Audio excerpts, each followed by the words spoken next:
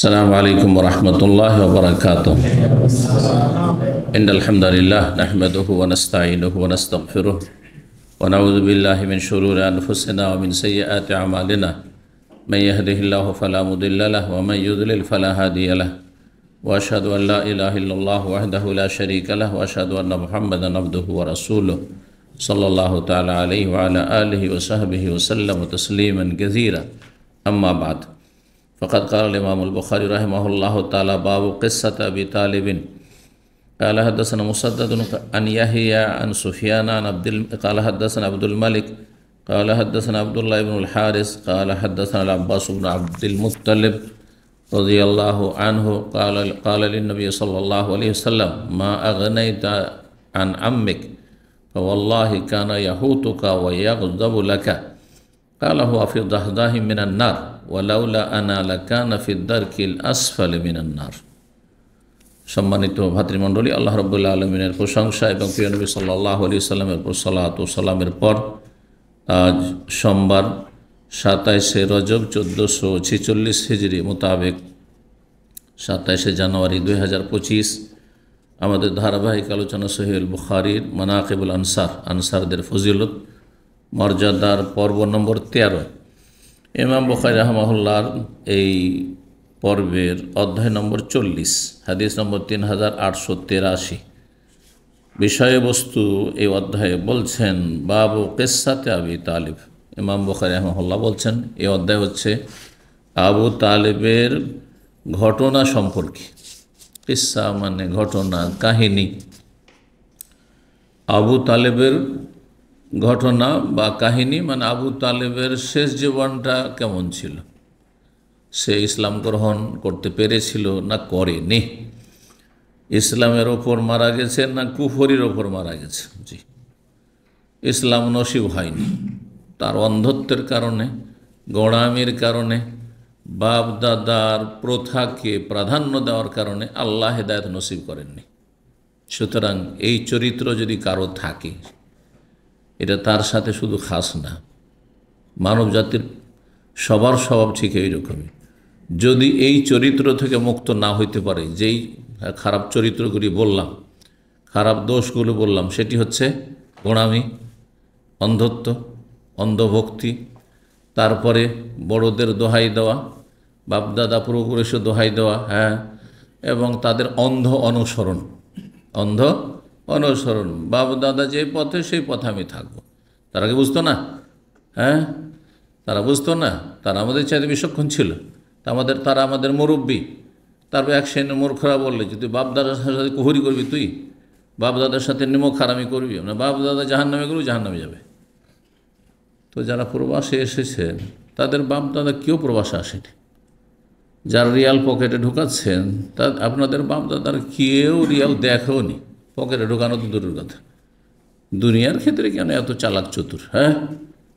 যে ওরা ছিল চাষি, কৃষক, মজুর, আর তাদের ছেলেরা আজকে বিদেশে এসে রিয়াল ডলার সব চিনতে শিখে নিয়েছেন, পাসপোর্ট ভিসা সব জানতে শিখেন। কেন?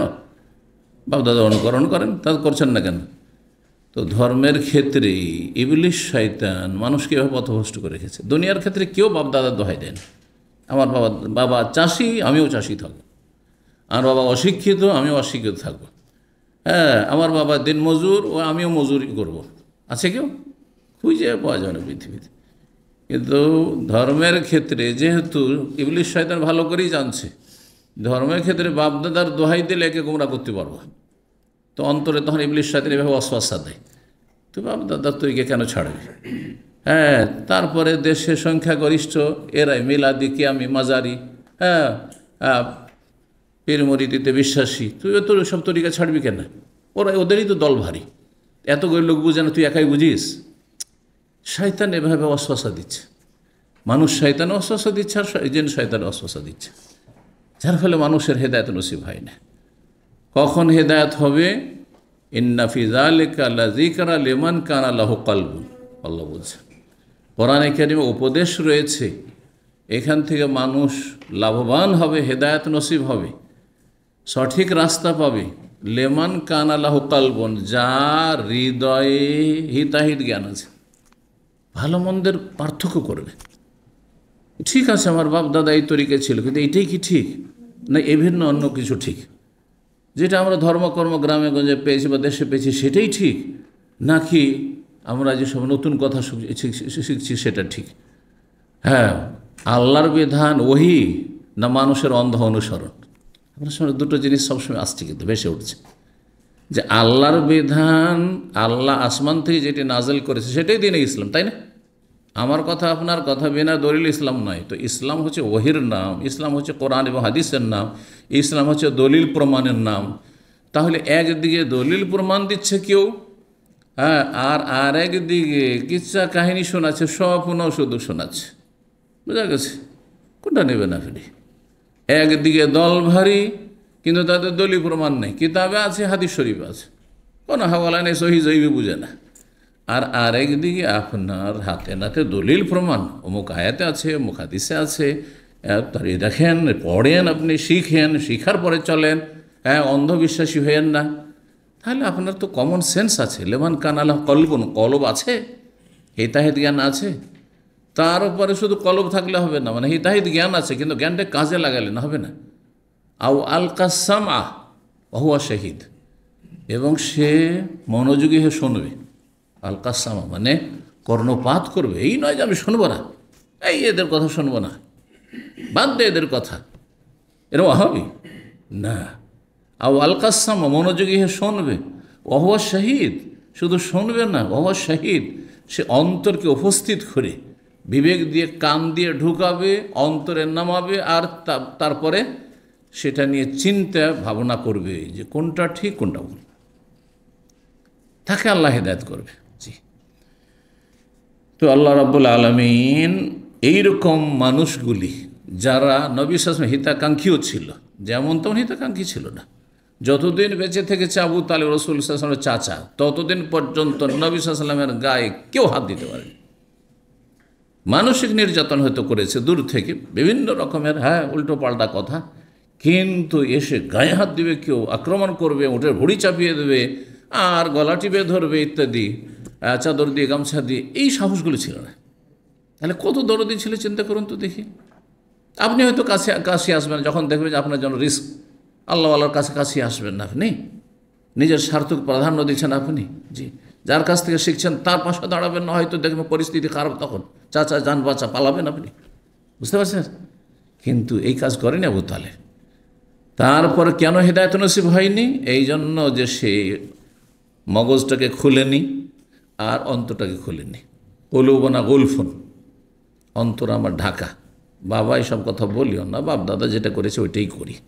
হ্যাঁ, যদি আমি তোমার ধর্মটা মেনে নিই তাহলে আমার বাপকে অপমান করা হবে, আব্দুল মুত্তালিব অপদস্থ করা হবে।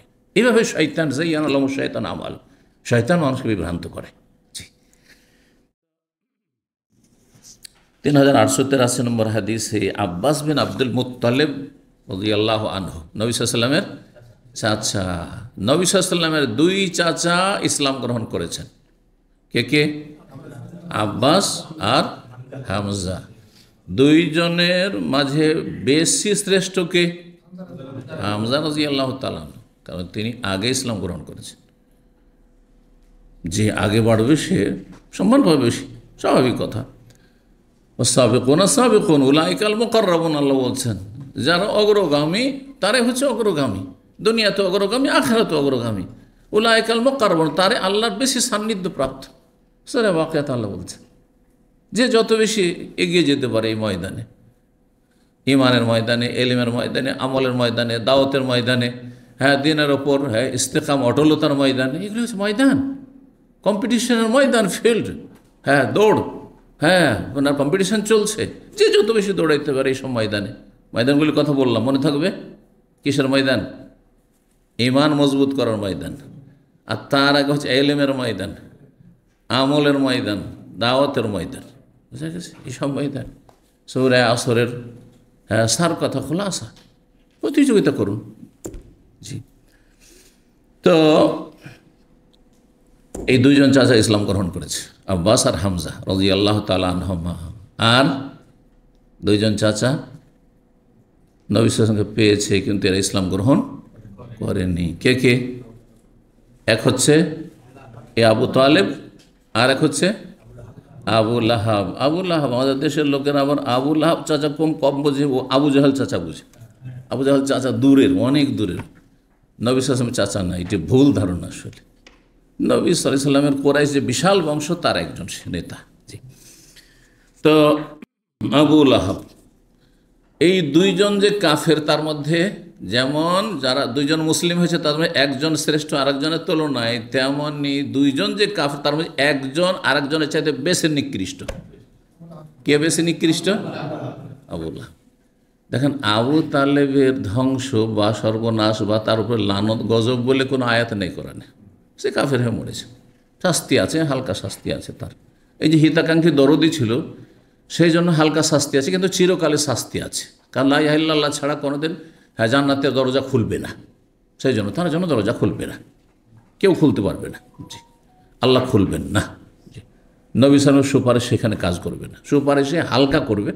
আযাব কি, সে কথা আসছে, দুটো হাদিস সামনে আসছে। কিন্তু আযাব থেকে মুক্ত করতে পারবে না, যেহেতু আযাব থেকে মুক্ত হওয়ার জন্য শর্ত হচ্ছে তাওহীদ, লা ইলাহা ইল্লাল্লাহ মুহাম্মাদুর রাসূলুল্লাহ শাহাদাত।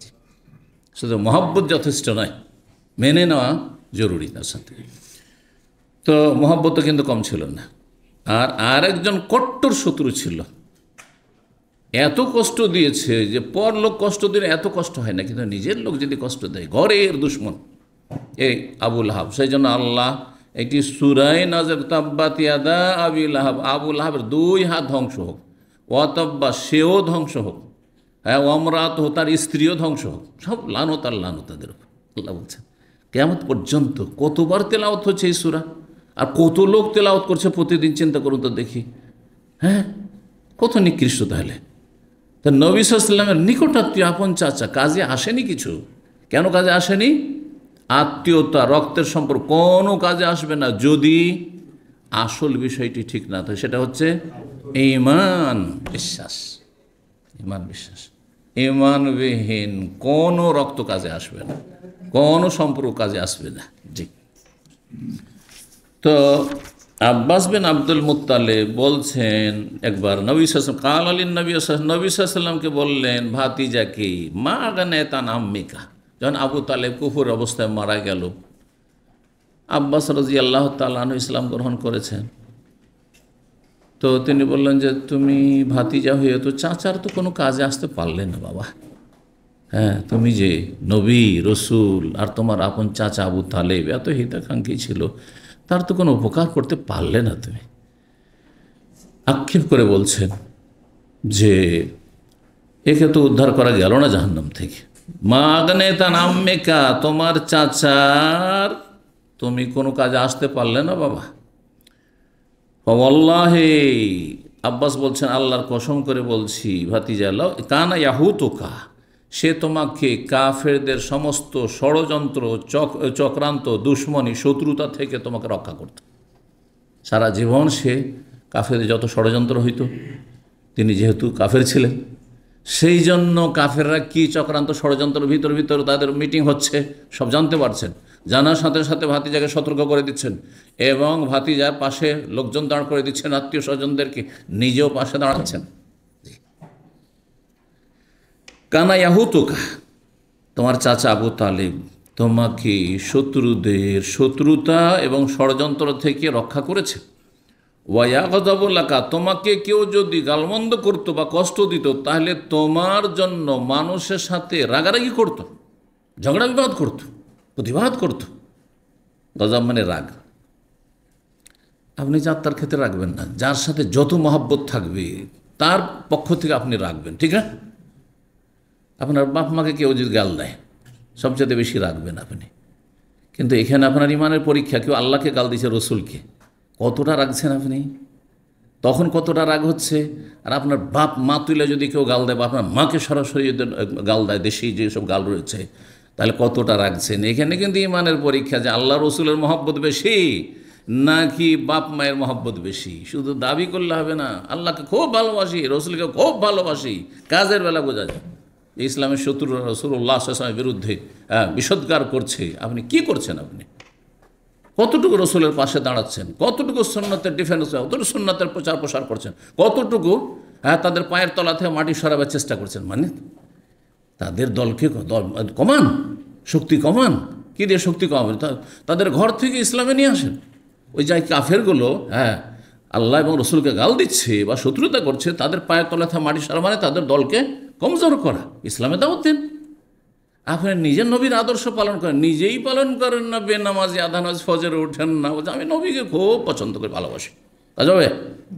তুমি তো নবীর সাথে না। তো এই কথা কে বললেন? আব্বাস। কালা, তখন রাসূলুল্লাহ বললেন যে চাচা আপনি জানেন না, হুয়া ফি দাহদাহি মিন নার, সে যে জাহান্নামে আছে বা জাহান্নামে যাবে, সে জাহান্নামের আগুনের কিনারায় অবস্থান করবে। হ্যাঁ, স্বল্প আগুনে। দাহদাহ কিনারাকে বলা হয়, কোনো কিছুর কিনারা। মূলত দাহদাহ শব্দটি ব্যবহার হয় পানি, অল্প পানি, যাতে সেই পানিতে আপনি যদি নামেন তাহলে আপনার টাকনু পর্যন্ত পানি পৌঁছবে, টাকনুর ওপরে উঠবে না পানি। আমরা বলি ছলছলে পানি, বুঝেন এটা ভাষা?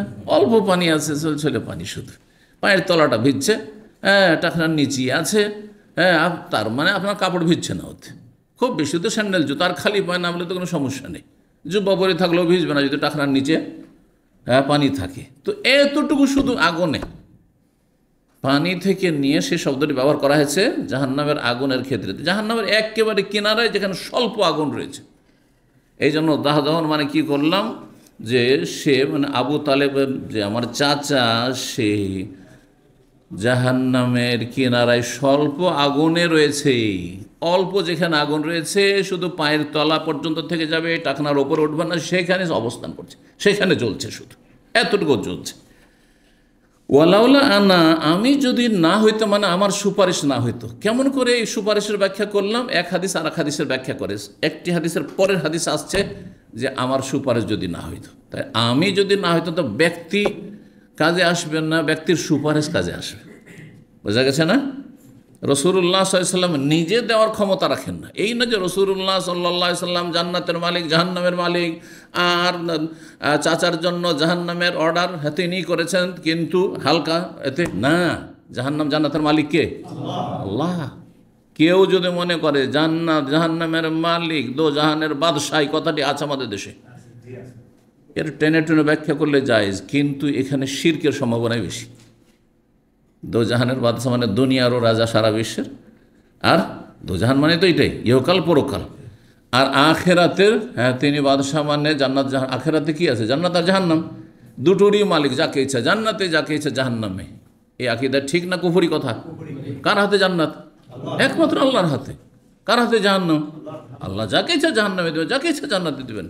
তো নবীর আখেরাতে কতটা করণীয় আছে আর অধিকার আছে, সেটা হচ্ছে শাফাত, সুপারিশ করা, মানে আল্লাহর কাছে গিয়ে দরখাস্ত করা সিজদায় পড়ে, যে আল্লাহ আমি এদের জন্য দরখাস্ত করছি। কাফেরের জন্য কোনো সুপারিশ হবে না, কিন্তু এটি হচ্ছে ব্যতিক্রম, যে এই চাচা যেহেতু কাফের হইল, হিতাকাঙ্ক্ষী ছিল, খুব দরদি ছিল নবীর, হ্যাঁ, সেই জন্য তার জন্য সুপারিশ করে হালকা আগুনে, আগুন জাহান্নামের কিনারায় হ্যাঁ তাকে নিয়ে আসা হয়েছে। যে যা ডিপ আগুনে, গভীর আগুনে দেব না, আল্লাহ বলছেন তোমার সুপারিশে তাকে জাহান্নামের কিনারে রাখলাম, কিন্তু জাহান্নাম থেকে ওদের উঠবে না। কারণ আল্লাহ কোরআনে ফয়সালা করেছেন, বহু আয়াত রয়েছে মর্মে, তার মধ্যে একটি আয়াত সূরা বাকারার, অমাহুম বেখারিজিনা মিনান নার, কাফের যারা কুফর অবস্থা মারা যায় তারা জাহান্নামে তো কখনো বের হবে না। জাহান্নাম থেকে কোনো দিন বের হবে না। জাহান্নাম থেকে কে বের হবে? মুসলিম ফাসে, চোর, ডাকাত, সুদখোর, ঘুষখোর, কিন্তু ইসলাম ঠিক আছে, মানে বড় শিরক, নাস্তিকও না, আর মাজার পূজারিও না, আর একেবারে বেনামাজি না। এই হচ্ছে মুসলিম, সর্বনিম্ন মুসলিম। ফাসিক, পাপিষ্ঠ, মেলা পাপ আছে, জ্বলতে জ্বলতে জ্বলতে জ্বলতে একদিন বেরোবে। কিন্তু কাফের এবং কাফেরদের যারা অনুসারী, মুসলিম সমাজের বড় শিরক করে মারা গেছে, মাজারে সেজদা করে মারা গেছে, মাজারে চেয়ে মারা গেছে, হ্যাঁ, মাজারে আশা রেখে যে তারা রোগ ভালো করতে পারে, ছেলে মেয়ে দিতে পারে, ইত্যাদি ইত্যাদি, অথবা নাস্তিক হয়ে মারা গেছে, কখন আল্লাহ মাফ করবেন না, তাদের জন্য কঠিন শাস্তি রয়েছে। জি, তো কি বলছেন? ওয়ালাউলা আনা, আমি যদি না হইতাম, মানে আমার সুপারিশ না হইতো, লাকানা ফি দারকিল আসফালে মিনান নার, তাহলে জাহান্নামের সর্বনিম্ন স্তরে তার জায়গা হইত। সবচেয়ে নিচে যেত। কারণ দেখেন, আমরা শুনে শুনে ইসলাম পেয়েছি, আমাদের পূর্বপুরুষরা। অধিকাংশ আমরা যারা অনারব তারা শুনে শুনে পরে অন্যদের মাধ্যমে ইসলাম পেয়েছি। কিন্তু আবু তালেব সরাসরি রসুল্লাহ সাল্লাল্লাহু আলাইহি রসুল হিসাবে পেয়েছে। তারপরে দূরেও যেতে হয়নি, মেহনত করে ঘরেই পেয়েছে ভাতিজাকে, ঘরেই কোরআন নাজেল হচ্ছে তার ভাষা। এই নয় যে কাকে তর্জমা করে বুঝাইতে হয়েছে, আমাদের মতো আরবি শিখতে আমাদের 10-20 বছর লেগেছে, তাই না? হ্যাঁ, তার মাতৃভাষায় কোরআন, কোরাইশদের ভাষায় কোরআন নাজেল হয়েছে, তারপরে হেদায়েত হলো। তো অপরাধ তো বেশি। এই জন্য একজন আরবি বুঝে আর সে বেদিন, আর একজন আরবি বুঝে না বেদিন, দুজনে পার্থক্য আছে, যদিও দুজনই বেদিন। কারণ একজন অনারবকে ইসলাম বুঝতে অনেক কষ্টের প্রয়োজন, অনেক পড়াশোনার প্রয়োজন আছে। আর একজন আরবি ভাষাভাষী, যে আরও আরবি ভাষা যার মাতৃভাষা, সে আমাদের বাংলা পড়ার মতো। আমরা ক্লাস 1-এর বই বা বাল্যপাঠ, শিশু শিক্ষা, ছোটোকালে শিশু শিক্ষা বাল্যপাঠ পড়েছি, বর্ণ পরিচয় পড়েছি এইগুলি। হ্যাঁ, আমার আব্বা রাহেমাহুল্লাহর কাছে স্কুলে যাওয়ার আগে এতে অনেক বাংলা শিখে ফেলেছি, বাংলা তখন থেকে শিখে ফেলেছি, মাতৃভাষা। কিন্তু আরবি অত সহজ? হ্যাঁ, আরবি কোন রকম করে শিখে বুঝতে শিখি তখন 18-20 বছর বয়স, তখন আরবি বুঝতে একটু লিখতে শিখেছি। জি, তাহলে মেহনত করতে হয়েছে। কিন্তু যদি মাতৃভাষা আরবি হইতো তাহলে ওই আমাদের শিশু শিক্ষার মতো আমি আপনার কেজি দিয়েও আমি বুঝতাম আরবি। তাহলে যেই ব্যক্তি আরবি বুঝে, কোরআন ভাষা বুঝে, হাদিসের ভাষা বুঝে, তারপরে হেদায়েত হলে তার শাস্তি আরও বেশি, তার শাস্তি আরও কঠিন। জি, তো এ ছিল হাদিস 3884 নম্বর হাদিস। এটিও সে আবু তালেবের ঘটনার সাথে সম্পর্কিত। সাঈদ ইবনে মুসাইয়িব রাহিমাহুল্লাহ, তার পিতা মুসাইয়িব ইবনে হাজান বা মুসাইয়িব ইবনে হুজুন, তার পিতার নাম ছিল মুসাইয়িব, সাহাবী তিনি। এই সাহাবী যখন ইসলাম গ্রহণ করে সাঈদ ইবনে মুসাইয়িবের বাপ, তখন তাকে বলে রাসূলুল্লাহ সাল্লাল্লাহু আলাইহি সাল্লাম যে তোমার বাবার নামটি যে হুজুন, বা তার বাবাকে বলেছিল তোমার নামটি বদলে দাও। বলছে আমার বাপ নাম রেখেছে, নামটা আমার পছন্দ। এই যে বাবার অন্ধ অনুকরণ। হুজুন মানে দুশ্চিন্তা, হুজুন মানে কি? হুজুন মানে চিন্তা। তো সাঈদ ইবনে মুসাইয়িব পরে বলতেন যে ওই যে আমার দাদার নামটা পাল্টানো হয়নি, পরিবর্তন করে, যার ফলে আমাদের বংশে পরম্পরা এই দুশ্চিন্তা থেকেই গেছে, কেউ দুশ্চিন্তা মুক্ত না। তাহলে নামেরও কুপ্রভাব আছে। এই যে যেই সে নাম রেখে দিচ্ছেন না, এই নামগুলি কুপ্রভাব আছে। ওই ছেলে কী করে হেদায়েত হবে? যখন দেখি যে আমার নাম হচ্ছে পল্টু, মল্টু আর ঝাঁটু আর অমুক আর তমুক, ঘোড়ার ডিম, এইসব ববি আর কি লাভলি আর ফ্যান্সি, এগুলো নাম আজকালকার। এগুলি মুসলিম মেয়েদের নাম। খুব বেশি তো একটা আরবিতে নাম রেখে দিয়েছে বিয়ে পড়াইবার জন্য, বিয়ের দিন শুধু উচ্চারণ হবে, আর কোনো দিন উচ্চারণ হবে, আর বাকি সব নাম হচ্ছে এগুলো। জি, এখানে একটা ফ্যামিলি ছিল, হ্যাঁ, দুটা মেয়ে বা দুই, একটার নাম লাভলি আর একটি ফ্যান্সি, কত সুন্দর নাম। আর একজন, ওর দুটো মেয়ে, একটার নাম হচ্ছে মেঘনা আর একটার মোহনা, কত সুন্দর নাম, মাশাআল্লাহ। এগুলো হচ্ছে দেশি সুন্দর নাম। মেঘনা, মোহনা দুটো নদীর নাম রেখেছে, তাই না? এর নামের কুপ্রভাব আছে। খারাপ নাম রাখবেন, খারাপ নসিব হবে, নাম ভালো রাখেন। তো তো মুসাইয়িব রাদিয়াল্লাহু তাআলা আনহু বর্ণনা করছেন, আন্না আবু তালেব মাহাদাতুল ওয়াফাত, আবু তালেবের যখন মৃত্যুর মুহূর্ত ঘনিয়ে আসলো, মুমূর্ষু অবস্থা, মারা যাবে, হুঁশ আছে কিন্তু, দাখালা আলিহিন নবী, নবী সাল্লাল্লাহু আলাইহি ওয়াসাল্লাম তখন তার বাড়িতে প্রবেশ করলেন, তার ঘরে। দেখছেন গিয়ে যে ওয়াইনদাহু আবু জাহলিন, তার কাছে অলরেডি আবু জাহল গিয়ে আগে বসে আছে। কারণ তার বেশি ভয় যে মুহাম্মদ সাল্লাল্লাহু আলাইহি ওয়াসাল্লামের যেহেতু চাচা, যদি আমি ওখানে বসে না থাকি তাহলে কে শেষখানে কলমা পড়িয়ে দিতে পারে, যার ফলে আগে থেকে গিয়েও বসে আছে সতর্ক সাবধান করার জন্য।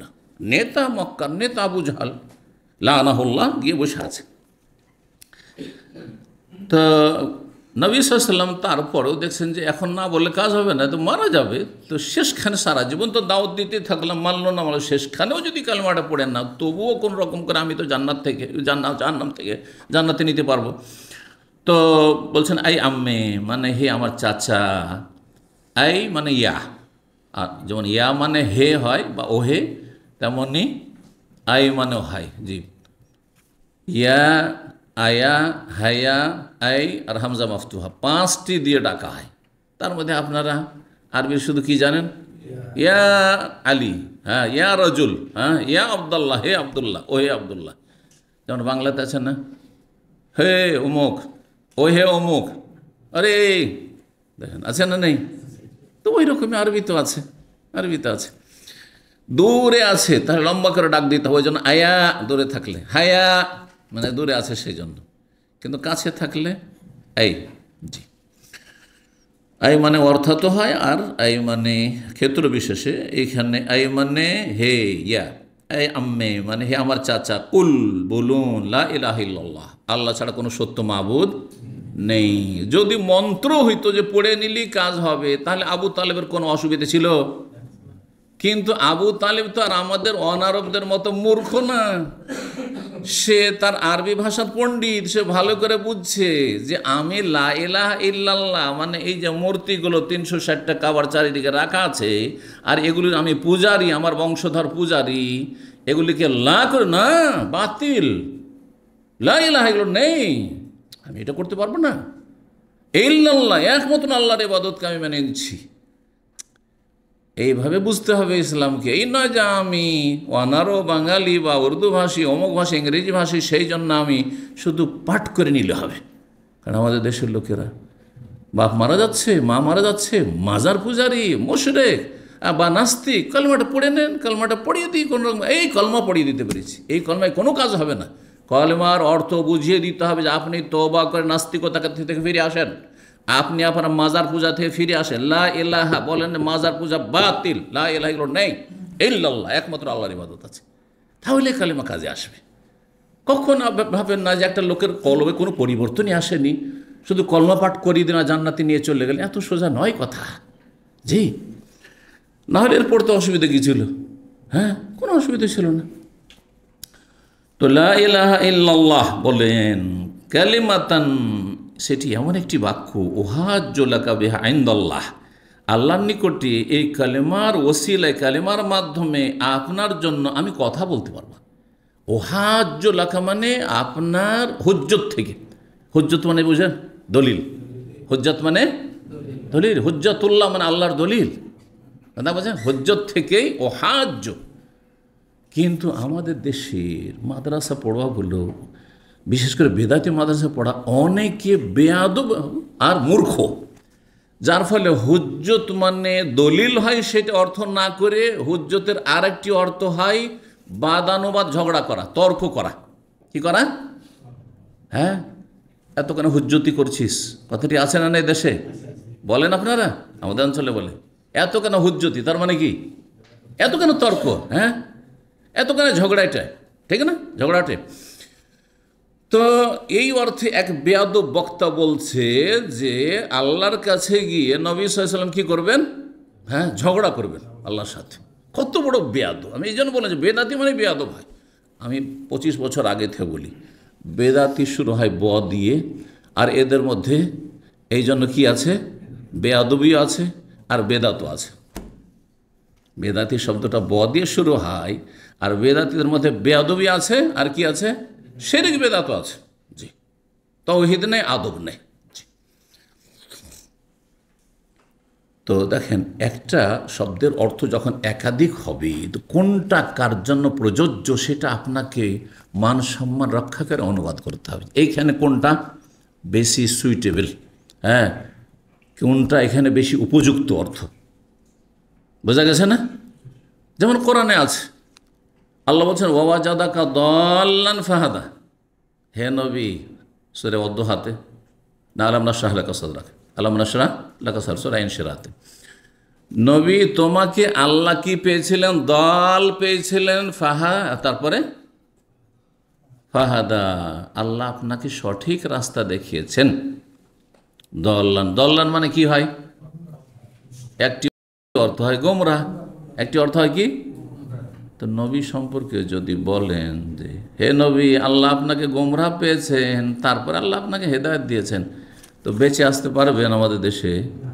আর এইরকমই কাজ একজন করেছে, গিয়েছে এক ক্যাম্পে জমা পড়াইতে এখানে, আর তারপরে গিয়ে তর্জমা করেছে এরকম করে, যে আল্লাহ বলছে হে নবী তোমাকে আল্লাহ গুমরাহ পেয়েছে, তারপরে হেদায়েত করেছে। আরে নবীকে গুমরাহ বলেছেন, হ্যাঁ, এর খুতবা নেওয়া যাবে না, এর পিছনে নামাজ হবে না, বালা মুসিবত। পরে তারপরে সপ্তাহে আমাদের কাছে কমপ্লেন চলে আসলে। তো আমি তাকে ডাকলাম যে তুমি কি তর্জমা করেছো? বলছে এইরকম। খবরদার, এরকম তর্জমা শিখতে হবে না, এগুলো শিখতে হবে। দল্লান মানে দিশেহারা হয়। কি হয়? খতম, দিশেহারা। যাবো কোন দিকে? ধরে রাস্তা চেনার নাই, একটা জায়গায় গেলাম, গাড়ি চালাচ্ছে, আর হঠাৎ করে সামনে দুটো রাস্তা চলে আসলো। এখানে এতগুলো রাস্তা, দামাম থেকে বের হইতে আমাকে অনেক সময় গিয়ে, আরে এই রাস্তাটা আলহাসা নিয়ে যাবে না রিয়াজ রোডে যাবে না এয়ারপোর্টে যাবে, কয়েকটা রাস্তা বেরোচ্ছে। হ্যাঁ, একটা চলে যাবে আপনার খাবজির দিকে, আপনার ওই জোবেলের দিকে চলে যাবে, ধরেন আবহাওয়াদের রোডে গিয়ে। তো ওইখানে গিয়ে আপনি কি দিশেহারা না বলেন আমি গুমরাহ হয়ে গেছি? ওখানে গুমরাহ শব্দ ব্যবহার করবেন? কি বলবেন? ভাই আমি দিশেহারা, তো যাবো কোন দিকে? তো এইখানে এই অনুবাদ করেন তো দেখি, তাহলে কত সুন্দর হয়ে যাবে। হে নবী, আপনাকে আল্লাহ দিশেহারা পেয়েছিলেন, দিশেহারা পেয়েছিলেন, আপনি দিশেহারা, যাবো কোন দিকে? আল্লাহ আল্লাহ আমার গোটা বংশ, গোটা মক্কাবাসী, গোটা আরব দেশ সবাই মূর্তি পূজা করছে, আমি তাহলে আল্লাহ তোমাকে পাবো কোন তরিকাতে? কীভাবে কি করবো? আমি তো এগুলো ঘৃণা করি। আমি এই মূর্তিকে নিজের হাতে তৈরি করে আবার তাকে পূজা করা, তার সামনে ঝুঁকা, এটা আমি মেনে নিতে পারছি না। আমি কারণ অন্তর পরিষ্কার পরিচ্ছন্ন স্বচ্ছ। জি, রাসূলুল্লাহ প্রাকৃতিক আল্লাহ রাব্বুল পাক পবিত্র করেছে, পবিত্র। সুতরাং ঘৃণা আছে, কিন্তু যাবো কোথায়? কোনটা দিয়ে আল্লাহকে পাবো? এরাও তো আল্লাহ পাওয়ার কথা বলছে, কারণ মাজারিরা বলে না, হ্যাঁ, যে গোস কুতুব দিয়ে আল্লাহ ভায়া ওসিলা, বুঝতে পারছেন? কিন্তু পাবে? কখনো পাবে না। তো কথা লম্বা হয়ে যাচ্ছে, কি বললাম বুঝতে পারলেন তর্জমা? হ্যাঁ, তো এখানে হুজ্জত মানে দলিল হয়, এটাই বেশি প্রসিদ্ধ। হ্যাঁ, আর হুজ্জত মানে হুজ্জত করা, হ্যাঁ হ্যাঁ, কাঠহুজ্জতি। এটা আবু তাহের বর্ধমানের বই আছে বাংলায়, কাঠহুজ্জতির জবাব, বেদাতিদের জবাব। খুব সুন্দর সুন্দর উনি বই লিখেছে। ছোটোকালে ছাত্র জীবনে বাংলা বই অনেক পড়েছি, ইসলামী বইগুলো। উনি একটি বইয়ের নামই কাঠহুজ্জতির জবাব। তাহলে বুঝছেন কাঠহুজ্জতি অনেক বেশি যে হুজ্জতি করে। হ্যাঁ, তো এইখানে ওই বেয়াদব কি বলছে, বক্তা বলছে আল্লাহর কাছে গিয়ে নবী সাল্লাল্লাহু আলাইহি ওয়াসাল্লাম ঝগড়া লাগিয়ে দিবেন। হ্যাঁ, না না, নাউজুবিল্লাহ, চরম বেয়াদবি। নবী যতই বড় নবী হোক না কেন, আল্লাহর সামনে শেখে আমার কাছে তিনি অনেক বড় নবী, হ্যাঁ, সবচেয়ে বড় মানুষ, ঠিক কিনা? কিন্তু রবের সামনে তিনি কে? রবের শরীক, পার্টনার, না রবের গোলাম? গোলাম, আব্দুল্লাহ। আপনি কালেমা শাহাদাতে পড়েছেন, ওয়া আশহাদু আন্না মুহাম্মাদান আবদুহু ওয়া রাসূলুহু। নবী আল্লাহর গোলাম। আল্লাহর গোলাম মানে কি? দাস। জি, তো আল্লাহর গোলাম কি করে আল্লাহর সাথে এরকম বেয়াদবি করে তর্ক করতে পারে, ঝগড়া করতে পারে? আল্লাহর কাছে গিয়ে তর্ক করবেন, এটাও বেয়াদবি অনুবাদ। এখানে ওয়াহাজ্জুলাকা বিহা ইনদাল্লাহ, সেই কালেমার মাধ্যমে আল্লাহর সামনে আমি কথা বলার সুযোগ পাবো যে আল্লাহ আমার চাচা তো কালেমা পড়েছে, সুতরাং তুমি তো বলেছো কালেমা পড়ে মুসলিম হয়ে গেলে তুমি জান্নাত দেবে, তো সুপারিশ করছি পাপিষ্টের জন্য, কোনো নেক আমল করার সুযোগ পাইনি। জি, ফাকাল আবু জাহাল, সাথে সাথে আবু জাহালের রিয়াকশন। আর তার সাথে বসেছিল আরেকজন নেতা আবদুল্লাহ বিন আবি উমাইয়া, সে ও কাফের নেতা। ইয়া আবু তালেব, আবু তালেব তারগাবান মিল্লাত, আবু তালেবের মনটা নরম হয়ে গেছে। আবু তালেবের মনটা ভাতিজার কথা শুনে নরম হয়ে গেছে, মনে হচ্ছে যে কালেমাটা উচ্চারণ করিয়ে নেবে, এরকম অবস্থা। তখন আবু জাহাল, আবদুল্লাহ বিন আবি উমাইয়া লানাহুমুল্লাহ বলছে, ইয়া বাথি আবু তালেব তারগাব মিল্লাত আব্দুল মুত্তালিব, তোমার বাবা আব্দুল মুত্তালিবের আদর্শ ধর্ম থেকে তুমি মুখ ফিরিয়ে নেবে, হ্যাঁ, ফিরে যাবে। ফালাম ইয়াজাল ইউকাল্লিমানিহি, এই দুইজন বারবার করে আবু তালেবের সাথে কথা বলতে আছে, আর এদিকে রসুল বারবার করে কালেমার দাওয়াত দিতে আছেন। একবার রসুল বলছেন, আর একবার ওরা বিভ্রান্ত করছে। এই টানা পড়ার মধ্যে কোন দিকে যাব, কোন দিকে যাব, শেষ অবস্থায় কাল আখিরা সেই কাল্লামাহুম বিহি, সর্বশেষ যেই কথাটি বলে দিল আবু তালেব, আর সেই কথাটি তাদের সাথে বললো, এই কাফের নেতাদের সাথে বলে ফেললো, আলা মিল্লাতে আব্দুল মুত্তালিব, আমি বাবা আব্দুল মুত্তালিবের ধর্মের ওপরই থাকলাম। ইন্না লিল্লাহি ওয়া ইন্না ইলাইহি রাজিউন। সর্বনাশ হয়ে গেল, সুবহানাল্লাহ। জাহান্নামের কিনারা থেকে ফিরে চলে আসতো যদি কলমা পড়ে নিত। জি, এই জন্য চেষ্টা করে তকদির ভালো করার চেষ্টা করতে হবে। আর আপনি চেষ্টা করবেন তকদিরে থাকলে পেয়ে যাবে, এটা কোনোদিন হয় না। আগে আমি তাহাজ্জুদ পড়ার জন্য উঠবো, ফজরের জন্য উঠবো, তারপরে না আল্লাহকে বলবো যে আল্লাহ আমাকে জান্নাত দাও। আর উঠবই না, আমি নামাজই পড়বো না, বলছো জান্নাত আল্লাহ গফুরুর রহিম, হবে না? কখনো হবে না। জি। তো নবী সাল্লাল্লাহু আলাইহি ওয়াসাল্লাম বললেন, লা আস্তাগফিরান্না লাকা মা লাম উনহা আনহু, আমি অবশ্যই চাচা, আপনি তো কালমা পড়লেন না, আপনার জন্য অবশ্যই আমি আল্লাহর কাছে ক্ষমা প্রার্থনা করব যতক্ষণ পর্যন্ত আমাকে নিষেধ না করা হবে। কত মায়া, কত সম্মান, কত কাফের চাচারও যদি এত সম্মান থাকে, তা আপনার মুসলিম বাবা মায়ের কত সম্মান রয়েছে। আল্লাহ যেন বুঝার তৌফিক দান করে। কারণ আজকালকার অধিকাংশ ছেলেমেয়েরা বেয়াদবি করে থাকে বাপ মায়ের সাথে। চিন্তা করুন যে রাসূলুল্লাহ এটি আদর্শ। চাচা কথা মানল না, আপনার এমন রিয়াকশন হবে, যা জাহান্নামে আদা খাবি সাত ভাবি, দেখ না? তা করছেন না বাবা, তুমি তো কলমা পড়লেন না, কিন্তু যদি আল্লাহ আমাকে মানা না নিষেধ না করেন, তো আপনার জন্য আমি আল্লাহর কাছে ক্ষমা চাইতেই থাকবো, চাইতেই থাকবো। ফানাজালাত, আয়াত নাযাল, সূরা তোমার আয়াত 113, মা কানা লিন-নবী ওয়াল্লাযীনা আমানু ইয়াস্তাগফিরু লিল মুশরিকিনা ওয়ালাউ কানু উলি কুরবা মিন বাদি মা তাবায়্যানা লাহুম আন্নাহুম আসহাবুল জাহিম। নবীর জন্য উচিত নয়, জায়েজ নয়। আর ওয়াল্লাযীনা আমানু, মুমিন মুসলিমদের জন্য উচিত নয়, আপনার আমার জন্য উচিত নয় যে মাজার পূজারি চাচা বাপ মা হবে আর আল্লাহর কাছে ক্ষমা চাইবে, জায়েজ নয়। ভালো করে শুনে রাখেন। নাস্তিক বাপ চাচার জন্য, নাস্তিক বেদিন, কোনো ইসলামের মৌলিক বিষয়গুলি নেই, অথবা মাজার পূজারি, মাজারে সেজদার, মাজারে বিশ্বাসী, আর পীর দিতে পারে নিতে পারে ইত্যাদি ইত্যাদি শিরক কুফরিতে বিশ্বাসী, আর তার জন্য আপনি দোয়া করবেন। সাহের, গণক, জাদুঘর, আর তাদের জন্য দোয়া করবেন আপনার আত্মীয়তার খাতিরে, কোনো চলবে না। এই দোয়া হারাম এবং এই দোয়া কবুলও হবে না। আল্লাহ ইনতাস্তাগফির লাহুম ৭০ মাররাতান, একবার নয় দুইবার নয় ৭০ বার করেও যদি কাফেরের জন্য দোয়া করো, এই নাস্তিক আর মুশরিকের জন্য দোয়া করো, ফালা ইয়াগফিরুল্লাহ, কখন আল্লাহ মাফ করবেন না। আল্লাহর মাফ করার জন্য সর্বনিম্ন তাওহীদ থাকতে হবে, লা ইলাহা ইল্লাল্লাহ থাকতে হবে। জি। তো ওই আয়াতটিও সূরা তওবাতে রয়েছে। কি বলছেন? নবীর জন্যও জায়েজ নয় আর মুমিনদের জন্যও জায়েজ নয়। কি? আইয়াস্তাগফিরু লিল মুশরিকিন, যারা মুশরিক, বহুত্ববাদী, মূর্তি পূজারী অথবা মাজার পূজারী, তাদের জন্য, বা ঈমান ভঙ্গকারী নাস্তিক, তাদের জন্য কি করবে? ক্ষমা চাইবে আল্লাহর কাছে। ওয়ালাউ কানু উলি কুরবা, যদিও তারা নিকট আত্মীয় হোক না কেন। কখন চলবে না? যতক্ষণ বেঁচে আছে হেদায়েতে দোয়া করতে পারবেন। নাস্তিক চাচা বাপ চাচা বেঁচে আছে, মুশরিক মাজার পূজারী বেঁচে আছে, দোয়া করেন আল্লাহ তুমি হেদায়েত করো, আল্লাহ তাকে তৌফিক দাও, আল্লাহ তার জন্য সহজ করো, সঠিক বুঝ দাও, খুব দোয়া করেন। কিন্তু মরে যাওয়ার পরে আল্লাহ তুমি রহম করো, মার্সি, হোমকের জন্য মার্সি। আজকাল ইহুদি নাসারা মরে, কাফের মরে, আর মুসলিম বিশ্বের অনেক মূর্খ নেতাগুলো যায় আর যার পরে সবার জন্য মার্সি করে, বুঝছেন তো? দয়ার দোয়া করে, রবের নাম মোটেই যায় না, হারাম, কাবিরা গুনাহ। জি, এ আয়াত বিরোধী কথা। কখন দোয়া করা চলবে না? মিন বাদি মা তাবায়্যানা, যখন তাদের জন্য স্পষ্ট হয়ে গেছে আন্নাহুম আসহাবুল জাহিম, যে তারা জাহান্নামী হয়ে গেছে। কখন জাহান্নামী হয়েছে বুঝতে পারবেন? যখন কুফরের অবস্থায় মরে গেল, নাস্তিকতার মরে গেল, মাজার পূজারি হয়ে ওই আকীদা নিয়ে মরে গেল, বা অমুসলিম হয়েই মরে গেল, আর আপনি দোয়া করবেন, প্রার্থনা করবেন না, মোটেই জায়েজ নাই। দ্বিতীয় আয়াত সূরা কাসাস আয়াত 56 নাযিল হইল নবী সাল্লাল্লাহু আলাইহি ওয়াসাল্লামকে সান্ত্বনা দেওয়ার, কারণ মনটা খুব খারাপ হয়ে গেল। এত মনে কষ্ট পেলেন যে হায় রে, চাচা এত মায়ার চাচা, এত শ্রদ্ধার চাচা, আর এত দয়া মায়া করতো আমার চাচা, এত হিতাকাঙ্ক্ষী দরদি ছিল, খুব ব্যথিত হইলেন। তার কুফরের অবস্থায় মারা যায়, নবী সাল্লাল্লাহু আলাইহি ওয়াসাল্লাম অত্যন্ত ব্যথিত হইলেন।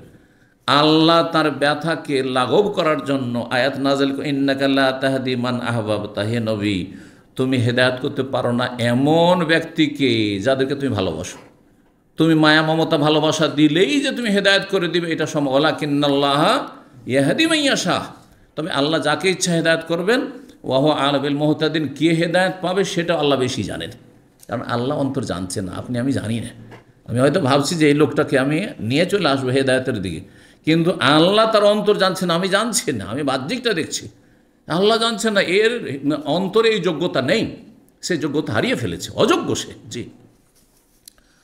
3885 নম্বর হাদিস বর্ণনা করেছেন আবু সাঈদ খুদরি রাদিয়াল্লাহু তাআলা আনহু আন্নাহু সামিআন নবী সাল্লাল্লাহু আলাইহি ওয়াসাল্লাম, তিনি নবী সাল্লাল্লাহু আলাইহি ওয়াসাল্লামকে বলতে শুনেছেন, ওয়া যুকিরা ইনদাহু আম্মাহু, সেই সময় নবী সাল্লাল্লাহু আলাইহি ওয়াসাল্লামের সামনে তার চাচার কথা আলোচনায় আসে। তাহলে আলোচনা করেছিল আব্বাস, এখানে বর্ণনাকারী আবু সাঈদ, আর আগেরটাতে ছিল আব্বাস।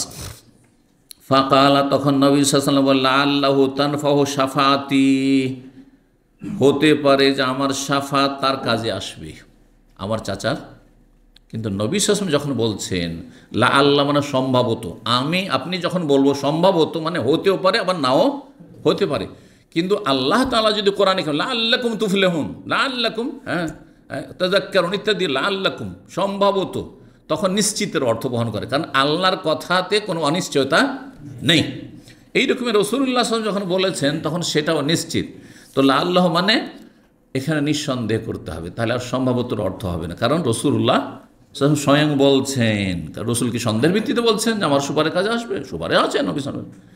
আর কাফেরের জন্য আমভাবে সুপারিশ নাই, কিন্তু হিতাকাঙ্ক্ষী যদি হয় এর মতো আবু তালেবের মতো, আবু তালেবের জন্য সুপারিশ করা হাদিস আছে, এই হাদিস এরকমই আরও হাদিস রয়েছে। লা আল্লাহু তানফাউ শাফাআতি, আমার সুপারিশ আমার চাচার কাজে আসবে ইয়াউমাল কিয়ামাতে, কিয়ামতের দিবসে, হাসর মাঠে।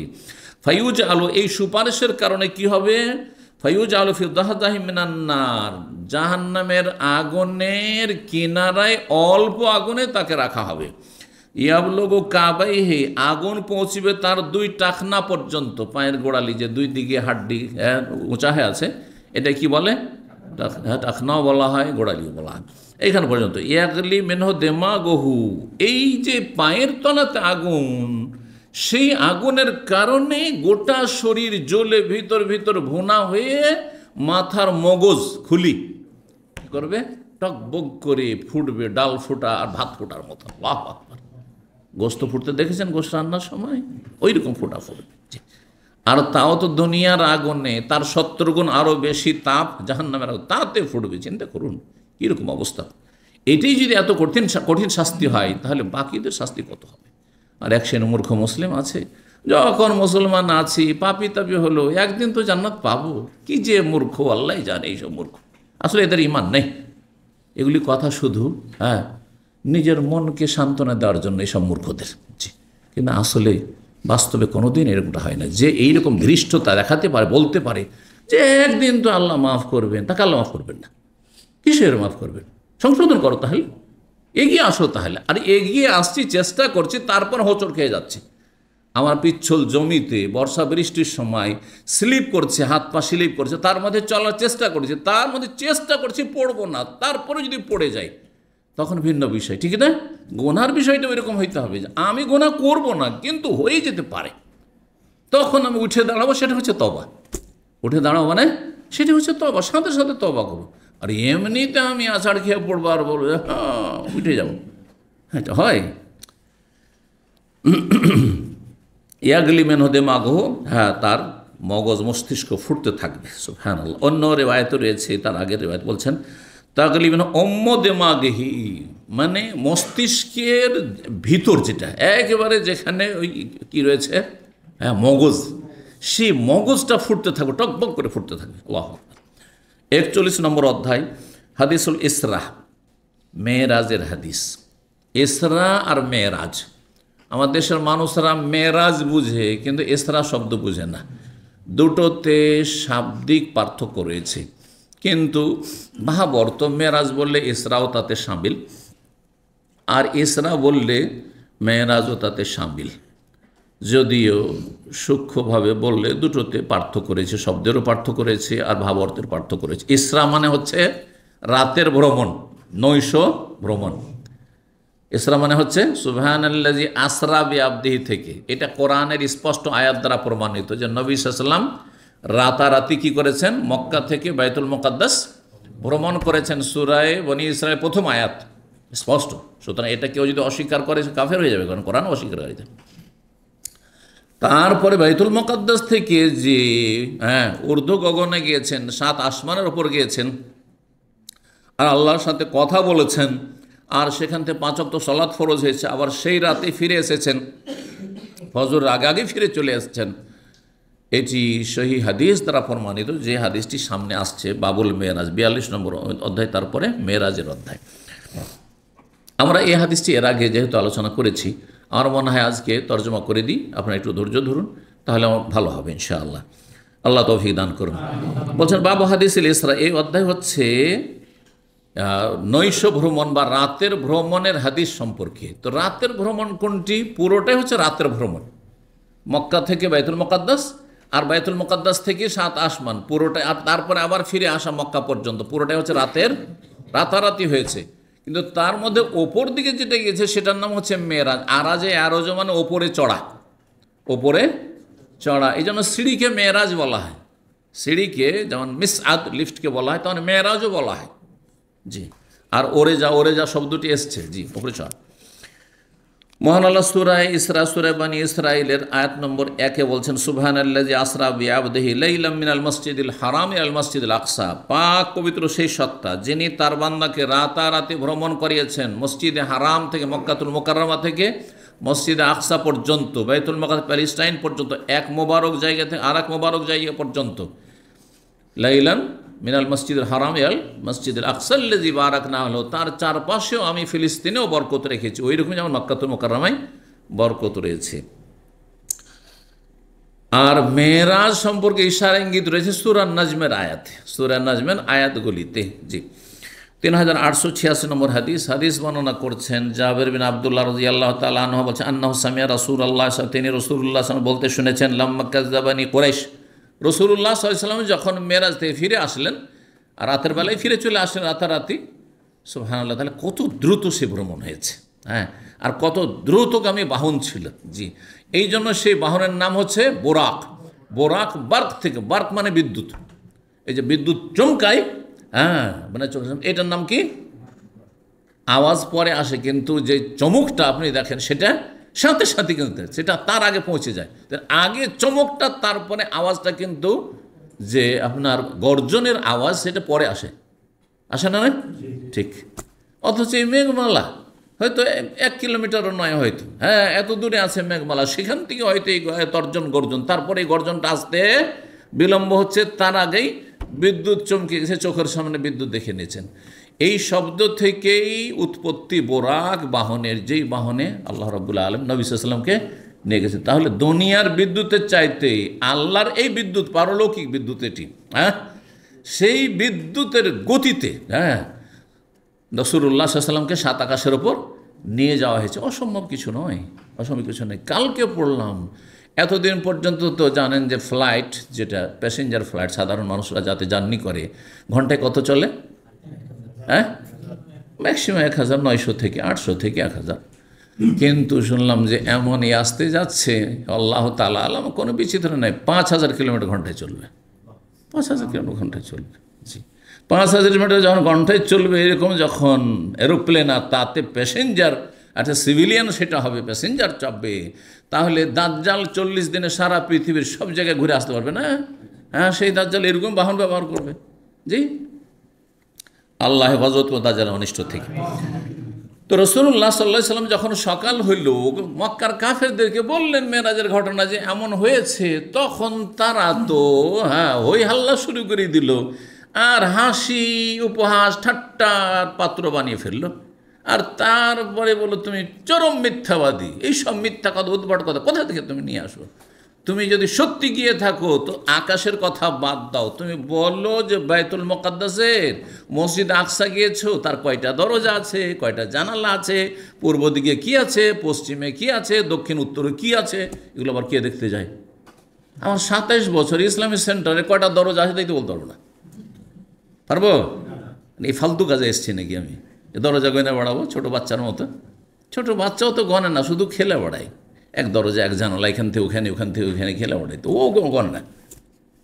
বুঝতে পারছেন কত মূর্খের মূর্খ? আসলে যারা মানবে না তাদের মেলা শয়তানি বাহানা আছে, ঠিক না? তো বলছিলাম কাযযাবানি কুরাইশ, রাসূল যখন কুরাইশ আমাকে মিথ্যাবাদী বানিয়ে দিল, আরে মৃত্যুক দেখো দেখো কি বলছি, আকাশে গিয়েছে, আকাশে গিয়েছে, কম তো ফিল হিজর, আর তারপরে বিভিন্ন প্রশ্ন ছুঁড়ে ফেললো যে বলো দেখি কোথায় কি আছে না আছে, বলো দেখি, আমরা তো ব্যবসা বাণিজ্যের জন্য যাচ্ছি প্যালেস্টাইন, সব জানি আমরা, বলো তুমি। আর নবী সাল্লাল্লাহু আলাইহি ওয়াসাল্লাম এই গিয়েছেন, একবার গিয়েছেন ওইখানে, আরও ব্যবসার জন্য গিয়েছেন, তখন হয়তো অন্য দিক থেকেও ঘুরে চলেছে, জরুরি নয় যে বাইতুল মুকাদ্দাস দেখতে গেছেন, তিনি আকসা গেছেন। কম তো ফিল হিজরে, তখন হিজর হাতিম নামক জায়গায়, যেই জায়গাটুকু এখন মানুষ সমান উঁচা করে ঘেরা আছে কাবার পাশে, আছে না নাই? আর দুই দিকে দরজা আছে একটু, হ্যাঁ, কোনো সময় আজকাল ঢুকতে দেয়, কোনো সময় বন্ধ করে দেয়, কিন্তু একসময় খুব ফ্রি ছিল। তো এই জায়গার দুটি নাম, হিজর এবং হাতিম।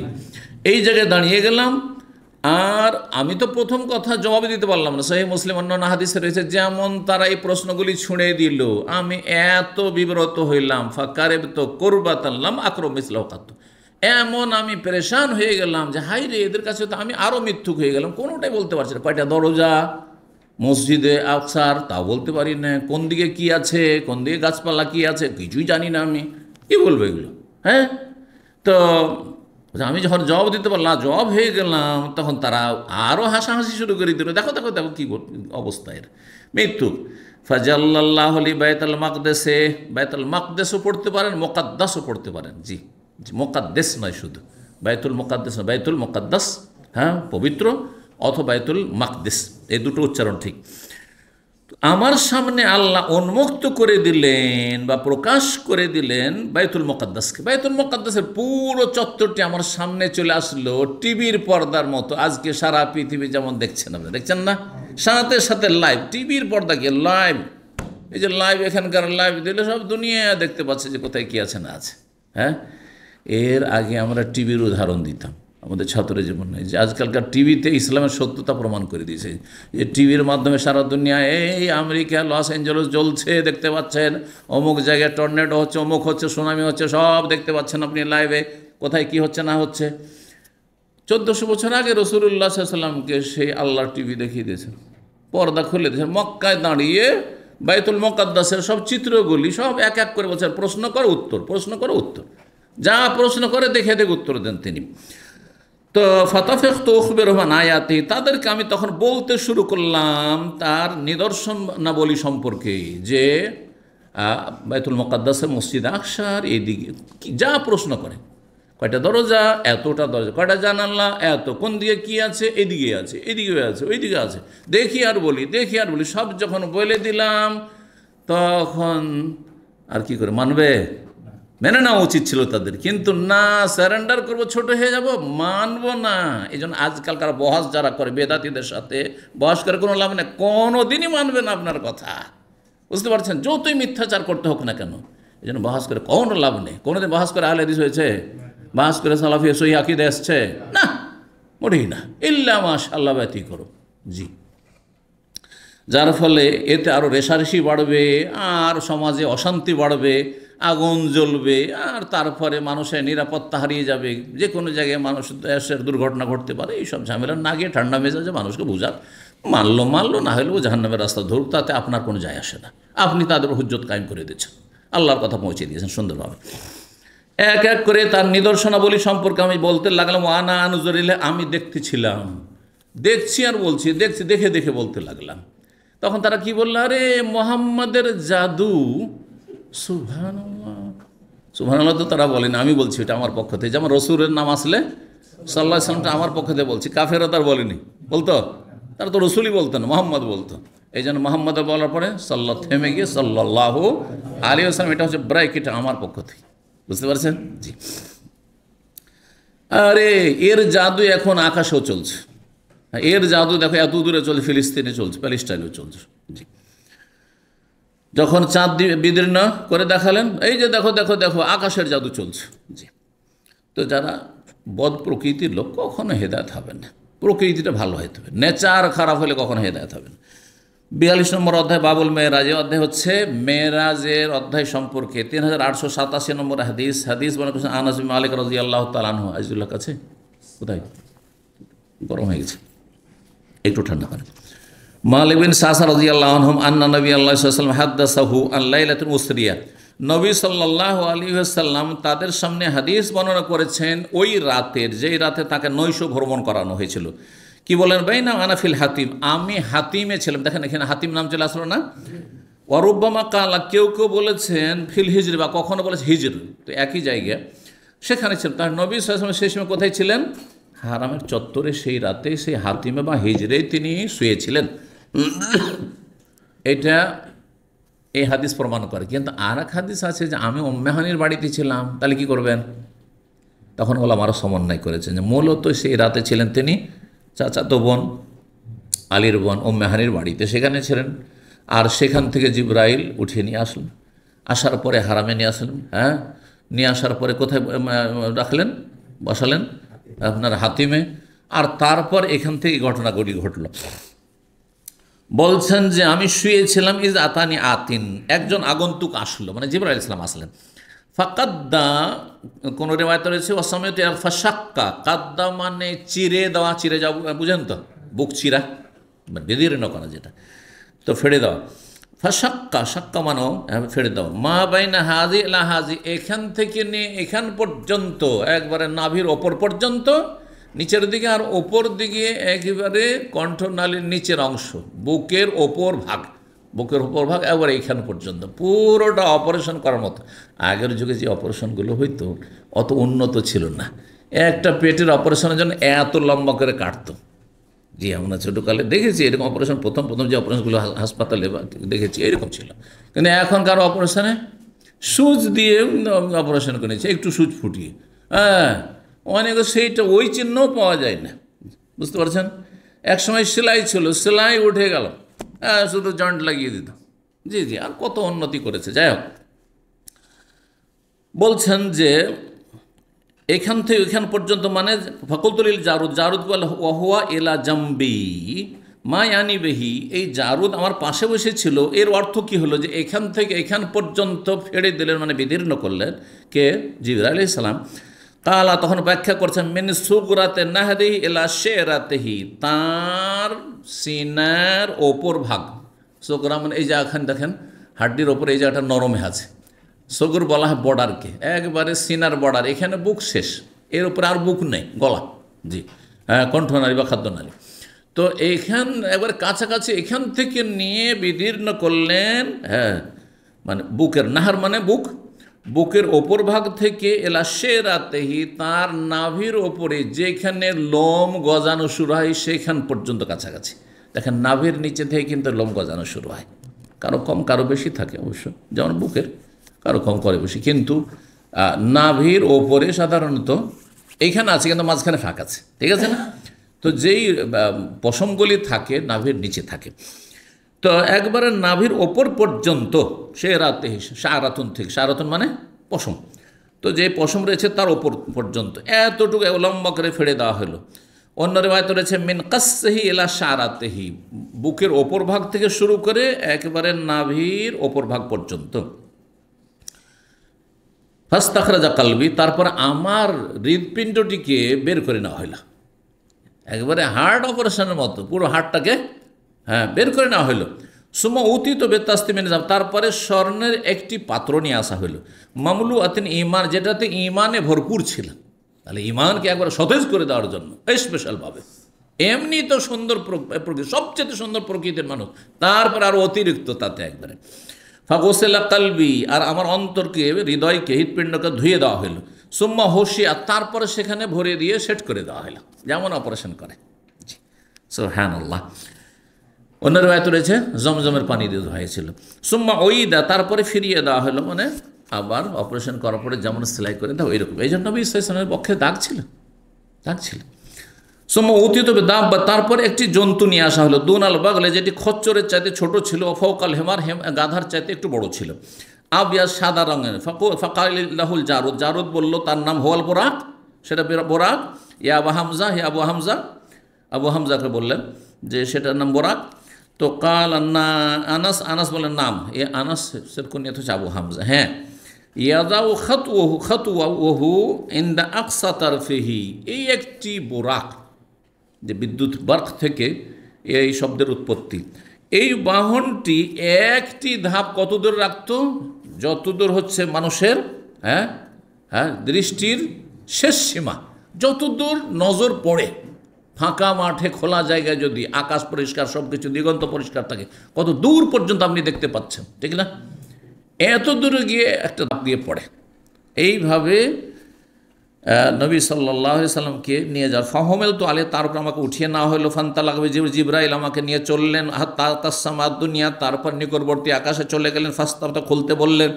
ফাকিলা, তখন বলা হইল যে আকাশের রক্ষিতার পক্ষ থেকে, মানহাজা কে? কালা জিবরিল, বলেন আমি জিবরিল, মানে আনা জিবরিল।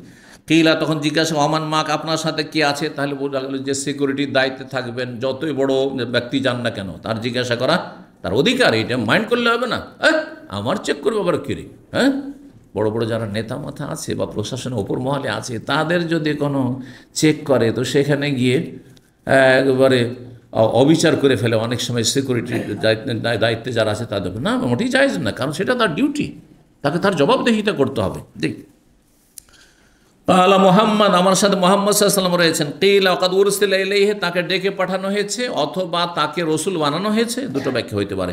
কালা নাম হ্যাঁ, কালা মারহাবান বেহি তাকে মারহাবা বলছি, ফানিমাল মাজি ও যা উত্তম আগমনকারীর আগমন হয়েছে, উত্তম আগমনকারীর আগমন ঘটেছে।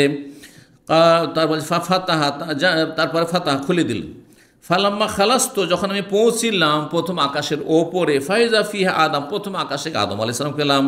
ফাকাল আমাকে জিবরিল বলে হাজা আবুকা ইনি হচ্ছেন আপনার পিতা, প্রথম পিতা আদম। ফাসাল্লাম আলী তাকে সালাম করুন, ফাসাল্লাম তাহলে সালাম বললাম আমি আদম আলাইহিস সালামকে।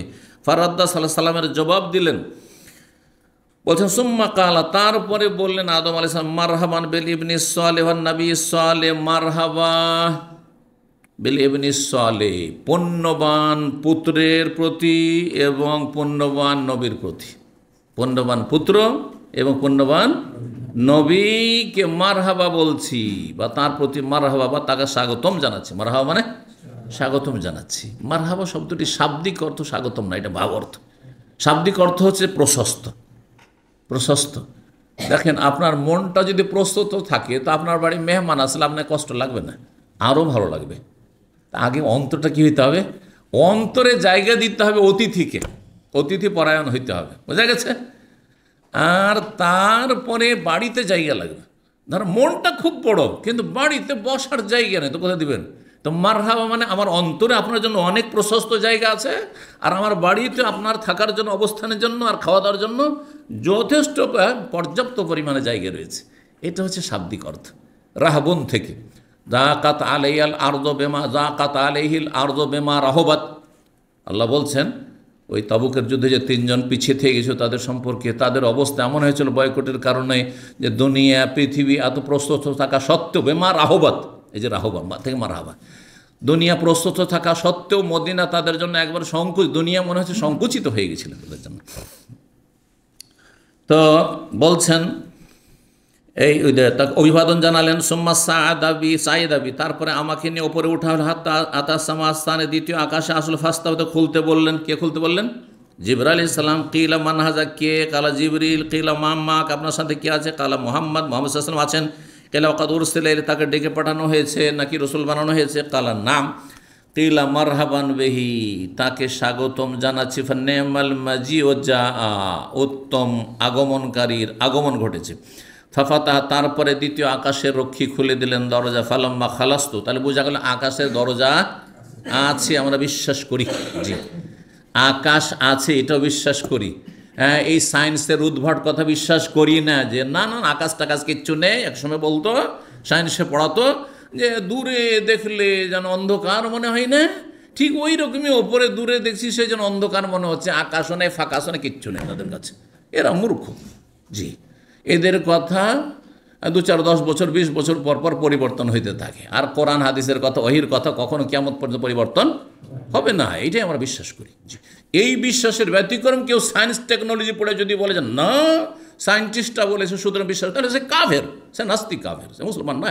জি তো আমরা আগে ওহি বিশ্বাস করি, তারপরে বাস্তবতা যতটা বলছেন এটা হইতেও পারে নাও হইতে পারে।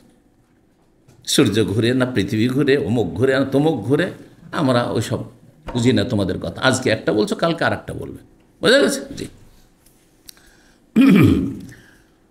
তো বলছেন যে দ্বিতীয় আকাশে যাওয়ার পর যখন পৌঁছিলাম এজা ইয়াহিয়া ও ঈসা, সেখানে দুই নবী ইয়াহিয়া এবং ঈসা আলাইহিস সালামের সাথে দেখা হলো। ওহমা ইবনা খালা দুইজনেই খালাতো ভাই, দুজনে খালাতো ভাই অথবা খালাতো ভাইয়ের ছেলে একজন, যাই হোক কিন্তু আরবরা ওইভাবে বলে। কালা হাজা ইয়াহিয়া, জিবরাইল আলাইহিস সালাম বললেন ইনি হচ্ছেন ইয়াহিয়া এবং ঈসা। ফাসাল্লাম আলাইহিমা উভয়কে সালাম করুন। ফাসাল্লাম তো সালাম করলাম। তাহলে বোঝা গেল সালাম কাকে করতে হবে? যিনি আসবেন তাকে সালাম করতে হবে, যদিও তিনি বড় মানুষ, ইয়াহিয়া ঈসার চাইতে বড় নবী সাল্লাল্লাহু আলাইহি ওয়াসাল্লাম না, তারপর সালাম করলেন কি না, এটাই উচিত। কিন্তু কেউ যদি করে দেয় সেটা আলাদা কথা। এই নয় যে স্কুলের শিক্ষক অথবা কলেজের শিক্ষক আসছে, আর আসার পরে ছেলেরা সব দাঁড়িয়ে গেল আর সালাম আলাইকুম স্যার, না না না, তিনি সালাম করবেন যিনি এসছেন। আপনারা এমনি সালাম করেন, কিন্তু বসে সালাম, এই যে দাঁড়িয়ে যাবেন সালাম করার জন্য, এটা জায়েজ নয়। কথা বুঝতে পারছেন? জি। তো বলছেন তারপরে এই দুইজন সালামের উত্তর দিলেন, ফারাদ্দা সুম্মা কালা, তারপরে বললেন মারহাবান বিল আখিস সালেহ ওয়ান নবী সালেহ, মারহাবা বলছি স্বাগতম জানাচ্ছি পুণ্যবান ভাই এবং পুণ্যবান নবীকে। হ্যাঁ, পুণ্যবান ভাই বললেন কেন? হ্যাঁ, কারণ তারা ভাই, মুসলিমের নবী নবীর ভাই। কিন্তু আদমকে বাবা বা আদম কেন সন্তান বললেন? কারণ আদমের সন্তান আমরা সবাই, নবীও আদমের সন্তান। তাহলে বুঝছেন আদম কিসের তৈরি? নূরের তৈরি, মাটির তৈরি। আর আদম যখন নিজের সন্তান বলছে, তো নবী কিসের তৈরি? মাটির তৈরি। কেউ যদি না গায়ের জোরে নূরের তৈরি, তাহলে সে কুফরি কথা বলে, ভালো করে কুফরি কথা বলে, হাদিস অস্বীকার করলো, কোরআন অস্বীকার করলো। কারণ কোরআনে আল্লাহ বলেছেন বাশার নবী, আর বাশার হচ্ছে মেন তিন, কাদামাটি দিয়ে তৈরি। জি। তো তারপরে বলছেন সুম্মা সাইদ আবি আলাসামাই সালেসা, তারপর আমার তৃতীয় আকাশ আমাকে নিয়ে উঠা হইল, ফাস্তাফতাহা খুলতে বলা হইল, কিলা তখন জিজ্ঞাসা করা হইল মানহাজা কে? কালা জিবরিল, আমি জিবরিল। কিলা মাম্মাক আপনার সাথে কে আছে? কালা মোহাম্মদ, মোহাম্মদ সাল্লাল্লাহু আলাইহি ওয়াসাল্লাম রয়েছেন। কিলা তখন জিজ্ঞাসা করা হইল রক্ষীর পক্ষ থেকে, ওয়াকাদুর সেরে তাকে ডেকে পাঠানো হয়েছে, কালার নাম, হ্যাঁ। কিলা তখন বলে মারহাবান বিহি, তার প্রতি মারহাবা বলছি, ফানেমাল মাজিও যা, উত্তম আগমনকারীর আগমন ঘটেছে। ফাফতিহা তারপরে দরজা খুলে দেওয়া হলো, ফালাম্মা খালাস্তু যখন আমি পৌঁছিলাম তৃতীয় আকাশে, এদা ইউসুফ দেখলাম সেখানে ইউসুফ আলাইহিস সালাম রয়েছেন। কাল হাদা ইউসুফ, জিবরাইল আলাইহিস সালাম বলেন এ হচ্ছে ইউসুফ আলাইহিস সালাম, ফাসাল্লাম তাকে সালাম করুন, ফাসাল্লাম তাকে সালাম করলাম। ফারাদ্দা তিনি সালামের জবাব দিলেন। সুম্মা কাল তার মারহাবান বিল আখিস সালেহ ওয়ান নবী সালেহ, মারহাবা বলছি কাকে? পুণ্যবান ভাই এবং পুণ্যবান নবীকে। সুম্মা সাইদ নবী, তারপর আমাকে নিয়ে আবার উপরে উঠা হইল, হাত্তা আতাসাম, আর চতুর্থ আকাশে গেলে ফাস্তাব তো খুলতে বললেন, বা জিজ্ঞাসা করে কে? কালা জিবরিল। কিলা মাম্মা আপনার সাথে কে আছে? কালা মোহাম্মদ, মোহাম্মদ সাল্লাল্লাহু আলাইহি ওয়াসাল্লাম। কিলা ওয়াকাদ উরসালা ইলাইহি, ওয়াকাদ উরসালা ইলাইহি, তাকে কি ডেকে পাঠানো হয়েছে বা রসুল বানানো হয়েছে? হ্যাঁ। কিলা মারহাবান বিহি, তাকে স্বাগতম জানাচ্ছে। ফানেমাল মাজিও যা, উত্তম আগমনকারীর আগমন ঘটেছে। ফাফতিহা তারপরে দরজা খুলে দেওয়া হলো আকাশ। ফালামা খালাস্তু যখন পৌঁছিলাম, ফাইজা ইদ্রিস, এখানে ইদ্রিস আলাইহিস সালাম হচ্ছে কোন আকাশে? চতুর্থ আকাশে। কাল হাজা ইদ্রিস, ইনি হচ্ছেন ইদ্রিস আলাইহিস ফাসাল্লাম আলাইহি সালাম করুন, ফাসাল্লাম তাহলে সালাম করলাম। ফারাদ্দা সালামের জবাব দিলেন। সুম্মা কাল মারহাবান বিল আখিস সালেহ নবী সালেহ, মারহাবা বলছি স্বাগতম জানাচ্ছি পুণ্যবান ভাই এবং পুণ্যবান নবীকে।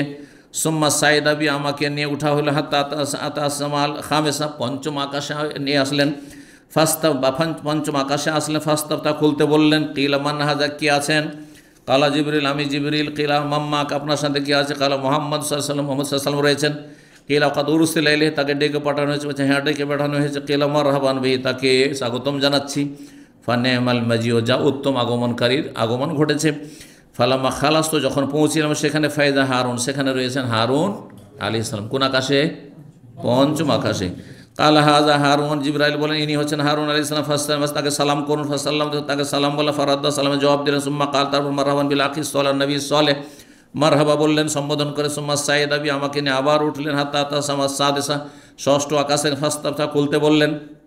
কিলা মান হাজা, বলছেন কে? কালা জিবরিল, জিবরাইল। কিলা মাম্মাক আপনার সাথে কে আছে? কালা মোহাম্মদ, মোহাম্মদ সাল্লাল্লাহু আলাইহি ওয়াসাল্লাম রয়েছেন। কিলা ওয়াকাদ উরসিলা ইলাইহি, তাকে ডেকে পাঠানো হয়েছে। বললেন যে হ্যাঁ, ডেকে পাঠানো হয়েছে। কালা মারহাবান বিহি, তাকে স্বাগতম জানাচ্ছি। ফানেমাল মাজিও যা, উত্তম আগমনকারী আগমন ঘটে। ফালামা খালাস, তো আবার যখন সেখানে পৌঁছিলাম আকাশের ওপরে, ফায়দা মূসা, সেখানে গিয়ে দেখি মূসা আলাইহিস সালাম আছেন। কোন আকাশে? ষষ্ঠ আকাশে, তাই না? জি। কালা হাদা মূসা, ইনি হচ্ছেন মূসা আলাইহিস সালাম। ফাসাল্লাম, তাকে সালাম, ফাসাল্লাম তো আলাইহি সালাম করলাম। ফারাদ্দা, তিনি সালামের জবাব দেন। সুম্মা কাতার বল মারহাবান বিল আখিস ওয়ান নবী সালেহ, পুণ্যবান ভাই এবং পুণ্যবান নবীকে মারহাবা বলছে স্বাগতম জানা। ফালামা তাজাওয়াজ, তো সেখান থেকে ওপরে যখন যেতে লাগলাম, বাকা, তখন মূসা আলাইহিস সালাম কেঁদে ফেললেন। কিল আল্লাহ, তখন তাকে জিজ্ঞাসা করা হইল, মানে জিবরাইল জিজ্ঞাসা করলেন যে আশেপাশে যারা আছে আরও আছে, কারণ মুখ্য ব্যক্তির কথা উল্লেখ, এই তো নয় যে সবার নাম উল্লেখ করা হবে, সেখানে কি আছে, যে কোনো জায়গায় কার কথা উল্লেখ করা সংক্ষেপে, যিনি প্রধান ব্যক্তি। তো প্রধান ব্যক্তি সেখানে মুসা আলাইহিস সালাম ছিলেন। তো বা অন্য ফেরেশতা রয়েছেন, জিজ্ঞাসা করলেন কাঁদছেন কেন, মায়ুব কি কারণে কান্না করছেন? কাল আব কি, আমি এই জন্য কেঁদে ফেললাম, লে আন্না গোলামান বয়সা বাদি, কারণ একজন যুবককে আমার পরে নবী করে পাঠানো হয়েছে, ইয়াদখুলুল জান্নাত মিন উম্মতি, তার উম্মতের লোকেরা এত ভাগ্যবান যে তার উম্মত থেকে জান্নাতে প্রবেশ করবে আকসার মিম্মা ইয়াদখুলুহা মিন, আমার উম্মতে যেই সংখ্যা পরিমাণ জান্নাতি হবে তার চাইতে অনেক বেশি। তখন আক্ষেপ, এই নয় যে হিংসা করে, ঈর্ষা করে, হিংসা করে, না, কিসের জন্য? আক্ষেপ করে যে হাই রে হতভাগা আমার উম্মত রে, যে তোরা পাপিষ্ট বনি ইসরাইল, যার ফলে তোদের জাহান্নামের সংখ্যা অনেক বেশি, আর শেষ নবী মুহাম্মদ আমার পরে আসলো, তারপরেও তার উম্মতে জান্নাতির সংখ্যা বেশি। হ্যাঁ, আমাদের তুলনা, মানে তার উম্মতের তুলনায় এই নয় যে জান্নাতির সংখ্যা এই উম্মতের বেশি, কারণ প্রথমখানে জান্নাতে যারা যাবে তাদের সংখ্যা অনেক কম। তারপরে নবী সাহেবের সুপারিশে জাহান্নামে জ্বলে শাস্তি পেয়ে পেয়ে উঠতে উঠতে তখন সংখ্যা বেশি হবে। একমাত্র কারা যেতে পারবে না কোনোদিন জান্নাতে? এই উম্মতের যারা ঈমান ভঙ্গ করেছে, শিরিক করে মারা গেছে, বড় শিরিক করে, অথবা নাস্তিক হয়ে মারা গেছে, জাদুটোনায় মারা গেছে, গণজ্যোতিষীর পেশা নিয়ে মারা গেছে, ঈমান ভঙ্গের যে 10টি কারণ সেগুলির কোনো একটি নিয়ে মারা গেছে বা একাধিক তার মধ্যে ছিল, তারা কোনোদিন জান্নাতে যাবে না, কারণ তারা কুফর কাফেরদের সারিতে গিয়ে দাঁড়িয়ে গেছে, ইসলামের বা মুসলিমদের সারিতে নেই তারা। তো এখানে কেউ যেন না ভাবে যে হিংসা ছিল বা কিছু। সুম্মা সাইদাবি, তারপর আমাকে নিয়ে আবার উপরে ওঠা হলো, এলা সামাই সাবে, সপ্তম আকাশের দিকে, ফাস্তাফতাহ, জিবরিল আলাইহিস সালাম খুলতে বললেন, কিলা মান হাজা, তখন জিজ্ঞাসা করো রক্ষীর পক্ষ থেকে কে? কালা জিবরিল, আমি জিবরিল। কিলা ওমাম্মাক, আপনার সাথে কে আছে? কালা মোহাম্মদ, আমার সাথে মোহাম্মদ সাল্লাল্লাহু আলাইহি ওয়াসাল্লাম রয়েছেন। কিলা ওয়াকাদ বুইসা ইলাইহি, তাকে ডেকে পাঠানো হয়েছে।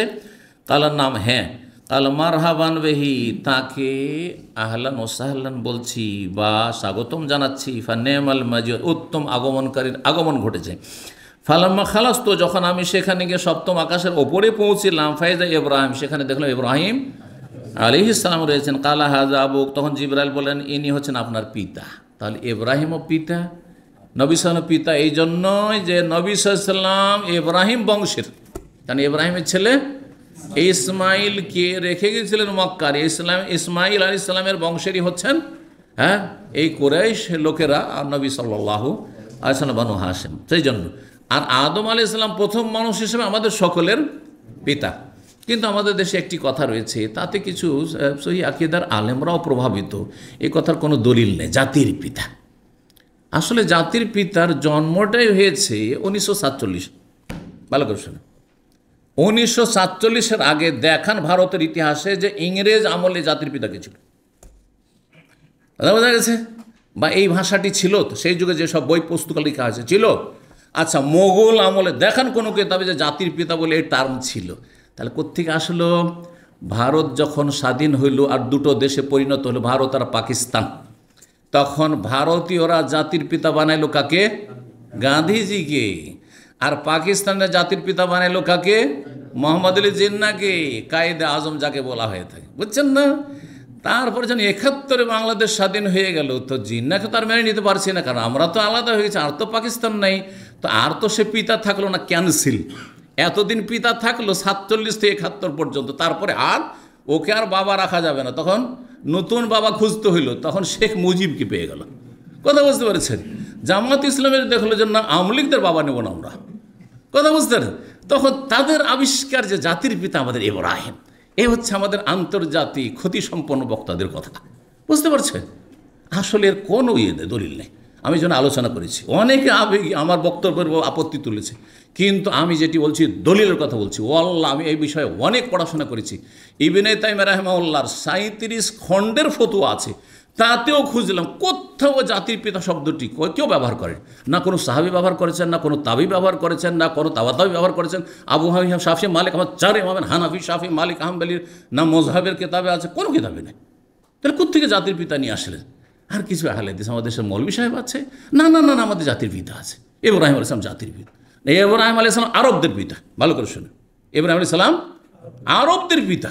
মিল্লা তাবিকুম মানে সারা বিশ্বের মানুষকে বলা হয়নি। প্রথম যাদের জন্য কোরআন নাজিল, প্রথম কার জন্য নাজিল হয়েছে? আরবদের জন্য কোরআন নাযিল হয়েছে প্রথম, কারণ প্রথম সম্বোধন তাদেরকে করা হয়েছে। আর তাদেরকে বলা হয়েছে তোমরা ইব্রাহিমের দোহাই দিচ্ছ, তো ইব্রাহিমের ধর্মে আসো, তোমার মূর্তি পূজা কেন করছে? ইব্রাহিম তো মুশরিক ছিলেন না। এবার বুঝতে পারছেন? জি। তো যাই হোক, কথা আর না বাড়িয়ে, কারণ এইটুকু বলার প্রয়োজন ছিল, কারণ অনেকের কাছে এই সংশয়গুলি থেকে গেছে। তো রহস্যটা হচ্ছে, জাতির পিতার রহস্য হচ্ছে এই রহস্য। জি। এখন আবার পরিবর্তন, নতুন জাতির পিতা আসবে, কারণ অবস্থার পরিবর্তন ঘটেছে। এখন তল্লাশি চলছে, পিতাকে খুঁজছে যে কোথায় পাওয়া যায়। শিয়াদের 11টা ইমাম তো জানে, কিন্তু 12 ইমাম কোথাও সুরঙ্গে লুকিয়ে আছে। বুঝতে পারছেন না? 12-দ্বাদশ ইমাম শিয়াদের লুকিয়ে আছে। ওই রকমই এখন তল্লাশি চলছে বাংলাদেশে, নতুন জাতির পিতা কাকে পাওয়া যায়। বুঝতে পারছেন? আল্লাহ হেদায়েত দান করুন। জি, কি বলছিলাম? হাদিসে কদর পৌঁছছিলাম আদম আলাইহিস সালাম, তাই না? না, ইব্রাহিম আলাইহিস সালাম পৌঁছে গেছি। ইব্রাহিম আলাইহিস সালাম তখন সালাম বললেন, নবী সাল্লাল্লাহু আলাইহি সাল্লাম সাল্লাম আলাইহিস সালাম করুন। জিবরাইল বললেন, কালা ফাসাল্লাম, তো আলী ইব্রাহিম আলাইহিস সালাম করলেন। ফারাদ্দাস সালাম, তিনি সালামের জবাব দিলেন। সুম্মা কাল, তারপরে বললেন, মারহাবান বিল ইবনি সালেহ ওয়ান নবী সালেহ, মারহাবা পুণ্যবান সন্তান এবং পুণ্যবান নবীর প্রতি। সোম্মা রফিয়াতু ইলা সিদরাতুল মুনতাহা, তারপরে সপ্তম আকাশ থেকে নিয়ে সিদরাতুল মুনতাহায় নিয়ে যাওয়া হইল। জি। ফাইজা নাবিকুহা, দেখলাম যে তার ফলগুলি হচ্ছে এত বড় বড়, সে বড়ই গাছ, কিন্তু কেমন বড়ই, দুনিয়ার, দুনিয়ার বড়ই, দুনিয়ার কোল। বলছেন যে ফাইজা নাবিকুহা মিসলা কিলাল হাজার, তার যে ফলগুলি, বড়ইগুলি, সেগুলি হচ্ছে হাজার বংশের বড় বড় মটকার মতো। আর হাজার বংশ বাস করতে, হাজার বলা হয় আলহাসাকে। এই যে পাশে 170 কিলোমিটার দূরে যে আলহাসা এখন নাম না, আর হফুফ, এই এলাকায় হাজার হাজার বলে অনেক সুপার মার্কেট আছে। যদি আলহাসা ঘোরেন দেখুন বড় বড় সুপার মার্কেটের নাম হাজার। এইখানে মজুসিরা বাস করতো। আর এরা সব কুমার ছিল। কুমার বুঝেন তো? যারা মাটির বাসন তৈরি করে, পাত্র, তো বড় বড় মটকা, মানে পানি রাখার জন্য তারা বড় বড় মটকা তৈরি করতো। জি। তো সেই মটকার সমান এক একটি কি বড়ই, এক একটি কুল। ওয়াইদা ওয়ারাকোহা, আর পাতাগুলি, বড়ই পাতা তো কত বড় জানছেনই, কিন্তু সেই বড়ই পাতা যে 7 আসমানের ওপর যে সিদরাতুন মানে বড়ই গাছ, কিন্তু কুল গাছ। আর মুনতাহা মানে শেষ সীমানা, শেষ সীমানার সেই বড়ই গাছ, কুল গাছ। তো এই পাতাগুলি কত বড়, মিসলা আজানিল ফিলাতে, হাতির কানের মতো। হাতির কান দেখেছেন? আশা করে দেখেছেন। কালা হাজিহি সিদরাতুল মুনতাহা, তখন জিবরাইল আলাইহিস সালাম বললেন, এই হচ্ছে সিদরাতুল মুনতাহা। ওয়াইদা আরবাতুন, সেখানে গিয়ে 4টি নহর, নদী দেখে, বিশাল বিশাল নদী দেখলেন। নাহারানে বাতেনার, 2টি তো গোপনীয় নদী। ওয়া নাহারানে জাহেরানে, আর 2টি নদী হচ্ছে দৃশ্যমান, দেখা যাচ্ছে, আর 2টি নদী হচ্ছে গোপনীয় নদী, বাতেন নদী। ফাকুল তো মাহাজানি ইয়া জিবরিল, এই দুটো কি? কাল আম্মাল বাতেন নানে, এই যে গোপনীয় নদী, ফান্নাহারানি ফিল জান্নাত, এই দুটো নদী জান্নাতের নহর, জান্নাতের এগুলো নদী, দুধের নদী, আর তারপরে মধুর নদী। জান্নাতে 4টি নদী আছে, কিন্তু এখানে 2টো নদীর কথা বলেছেন। আম্মা জাহেরানে, আর দৃশ্যমান যেই নদীগুলো দেখা যায় দুনিয়াতে, সেই নদীগুলো 2টো 7 আকাশের ওপর দেখছেন কে? রাসূলুল্লাহ সাল্লাল্লাহু আলাইহি ওয়াসাল্লাম। কিন্তু সেই নদীগুলি কোথায় আছে? দুনিয়াতে দেখা যাচ্ছে। একটি হচ্ছে নীল নদ, কোথায়?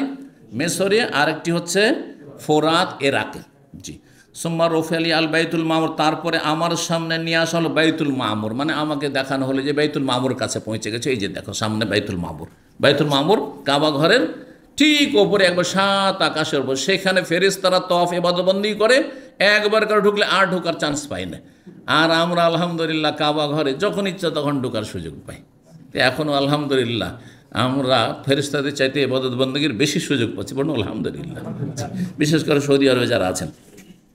সোমাওতিত বেনাই মিন খামরিন ওয়াইনাই মিল্লাম, তারপরে আমার কাছে গ্লাস বা পাত্র নিয়ে আসা হলো। একটি হচ্ছে মদের, আর একটি হচ্ছে দুধের, আর আরেকটি হচ্ছে মধুর। 3টি নিয়ে আসার। আর বলা হয় 3টার একটা তুমি নিয়ে না, পান করো, একটা পান করতে হবে। ফাখালতুল্লাবান, তখন আমি দুধটাকে বেছে নিলাম, দুধ পান করার জন্য নিয়ে এলাম। কালা, তখন জিবরাইল বলে, হে আল ফিতরাতে, এটি হচ্ছে সুস্থ প্রকৃতি, এইটি হচ্ছে সত্যিকারের প্রকৃতি, নেচার। আল্লাতি আনতা আলাইহি, যেই প্রকৃতির ওপর আপনি রয়েছেন। আর দিনে ইসলাম হচ্ছে দিনুল ফিতরা, প্রাকৃতিক দিন, মানুষের প্রকৃতির সাথে সামঞ্জস্য। তো বলছেন যে আমি তখন ওইটা যখন নিলাম তখন বললে যে এই ফিতরাকে তুমি পেয়ে গেছো আর তোমার উম্মত পেয়ে গেছে। সুম্মা ফরিজাত, তার সাথে আরও বলেছে এখানে নেই যে তুমি যদি মদ নিয়ে নিতে, মদের পাত্রটা বা মদের গ্লাসটা নিয়ে নিতে, তাহলে কি হতো, লাগত উম্মা, তোমার উম্মত পুরোটাই পথভ্রষ্ট হয়ে যেত। জি, তাহলে বোঝা গেল ভালো পানের বরকত রয়েছে আর খারাপ পানের খারাপ পানাহারের ক্ষতি রয়েছে, কুপ্রভাব রয়েছে। বলছেন সুম্মা ফরজ আলাইয়া সালাত খামসিনা সাল, তারপরে 50 ওয়াক্ত সালাত ফরজ করা হলো প্রতিদিনে। ফারাজাত, ফিরে আসলাম। ফামারার তালা মুসা, মৌসা আলাইহিস কাছ দিয়ে অতিক্রম করলাম। ফাকালা বেমা উমেরতা, তোমাকে কি আদেশ করা হলো? কাল ওমর তুমি খামসিনা সাল, 50 ওয়াক্ত সালাতের আদেশ করা হয়েছে, করলে মানে প্রতিদিন। কালা, তখন মুসা আলাইহিস সালাম বলতে লাগলেন, হিতাকাঙ্ক্ষী আমাদের কত যে দরদি ছিলেন মুসা আলাইহিস সালাম, জি সাল্লাল্লাহু আলাইহি ওয়াসাল্লাম, তাকেও বলতে পারেন যে আলাইহিস সালাতু ওয়াসসালাম, ইন্না উম্মাতাকা লা তাস্তাতি খামসিন, আপনার উম্মত হে মুহাম্মদ 50 ওয়াক্ত আদায় করতে কখনো পারবে না। ওয়াইন্নি আল্লাহ, আমি বলছি আল্লাহর কসম করে, আমার তিক্ত অভিজ্ঞতা, কাদ জাররাবতুন নাসা কাবলাকা, তোমার পূর্বে মানব জাতিকে আমি ভালো করে পরীক্ষা করে রেখেছি। ও আলাজতু বনি ইসরাইল আসাদ্দাল মুআলাজা, আর বনি ইসরাইল আমার উম্মতকে হেদায়েত করার জন্য কঠোর শ্রম দিয়েছি, কঠোর শ্রম দিয়েছি। কিন্তু তারপর অধিকাংশ কি হয়েছে, বাঁকা পথভ্রষ্ট হয়েছে, পারেনি। ফারজি ইলা রব্বিকা, রবের কাছে ফিরে যান। ফাসআলু তাফি, হালকা করতে বলেন আপনার উম্মতের জন্য। ফারাজা, তখন ফিরে গেলাম, আল্লাহকে গিয়ে দরখাস্ত করে। ফাওয়াদা আনি আসা, 10কে ডিসকাউন্ট করলেন, হয়ে গেল কত, 40। ফারাজা তো এলে মুসা, মুসার কাছে আবার ফিরে আসলাম। ফাকালা মিসলাহু, তারপরে আবার আমাকে বলছেন যাও যাও ফিরে যাও, হবে না কাজ, পারবে না, 40 পারে। ফারাজা তো ফিরে গেলাম। ফাওয়াদা আনি আসান, তারপরে আবার 10কে কমিয়ে দেওয়া হলো, তো থাকলো 30। ফারাজা তো এলাম মুসা, মুসার কাছে ফিরে। ফাকালা মিসলাহু, ওই রকম আবার ফিরিয়ে দিলেন, তোমার উম্মত পারবে না। ফারাজা তো ফিরে গেলাম। ফাওয়াদা আনি আসা, আবার 10 কমিয়ে দেওয়া হলো, 20 আসলো।